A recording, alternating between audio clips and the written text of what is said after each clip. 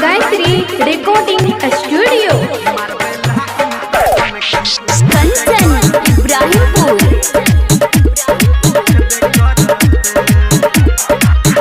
हाँ लागल छै दुर्गा पूजा त मेला में हेबे करत। लागल छै दुर्गा पूजा त मेला में हेबे करत। ढेरो हेबे करत। मारबै लाइन तो मारबै लाइन तो मारबै लाइन त कनखी उठबे करत। मारबै लाइन त कनखी उठबे करत। मारबै लाइन त कनखी उठबे करत। मारबै लाइन त कनखी उठबे करत।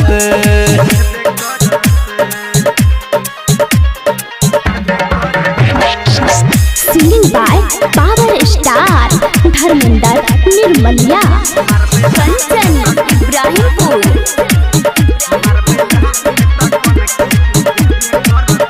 हाँ मेला में खेते रे चौमिंग चाटे जान से हमारा आय भगेल बात। हाँ मेला में खेते रे चौमिंग चाटे जान से हमारा आय भगेल बात। देख देख के हमारा उबेरा बेरी मुँह से केबे करत।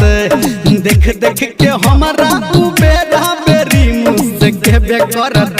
मुँह से केबे करत।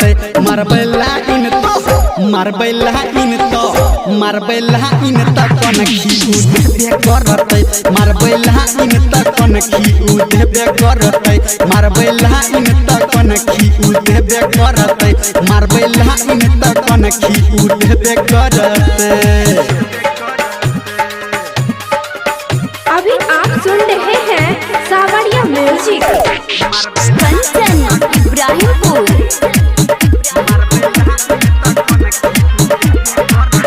हाँ राम झूला पे झूलबै रे झूला राइटर के सबसे लहलेबै खुल्ला। राम झूला पे झूलबै रे झूला राइटर के सबसे लहलेबै खुल्ला। धर्मेंद्र संजय है गौतम के संगे बोलेबे करत। धर्मेंद्र संजय है गौतम के संगे बोलेबे करत। हाँ बोलेबे करत।